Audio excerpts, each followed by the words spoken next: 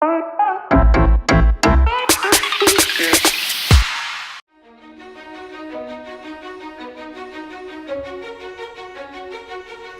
floor plan is probably one of the most humble but most important part of planning your home. It's really hard to visualise size and scale and room size until you're actually physically walking around. So you need to get a sense of how that's going to feel. Amy and Frank's kids might be young now, but in 10 years' time, they're going to have teenagers living in their house, and that calls for very different needs. So what are you planning for your new house?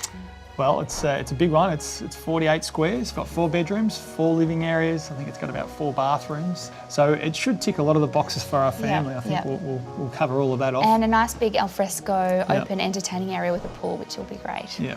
And a decent backyard. A backyard big enough to kick a Sharon, just from one side to the other. That's enough for us. Great.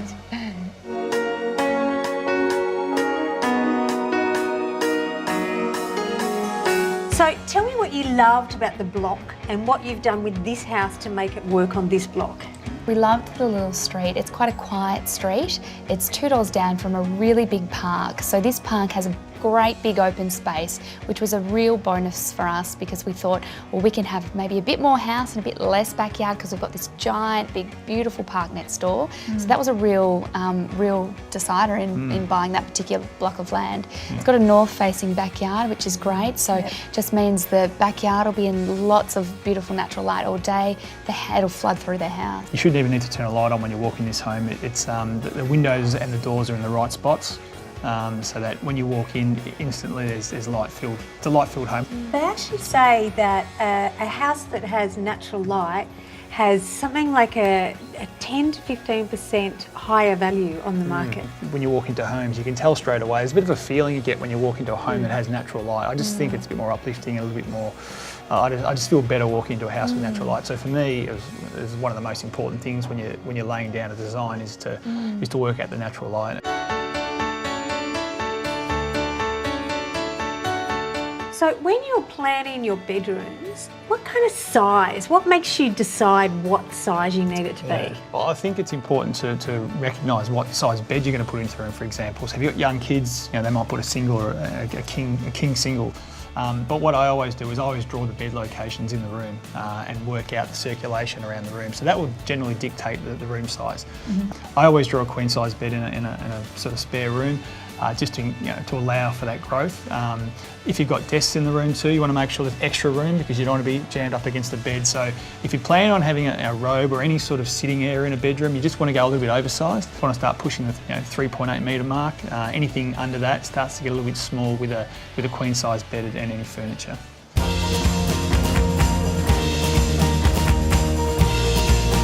My advice to anyone would be to make sure that you've got a furniture layout on any plan before you sign off on the design. Drawing the furniture, work out where you're walking around, how much space you need between a couch and an island bench. All these things will dictate the size itself. It could look good on a plan without furniture in it. Once you throw the furniture in there and you start thinking about how you're going to walk around, that will really affect the size of the room. Yeah, I think that's one of the biggest mistakes people make. When you don't have the furniture drawn in to scale into the room, you don't see it as a living space. That's and right. As soon as the furniture goes in, it goes from a room to a room to live in, and you start thinking about how you move around it, and that changes how big it is and where the door should be and the window. And power points, light switches, those sort of things. How you're going to walk into the room, where's the furniture going to be, is that going to be in the way? So it's really important. And it could also highlight rooms that are potentially too big or have unused space.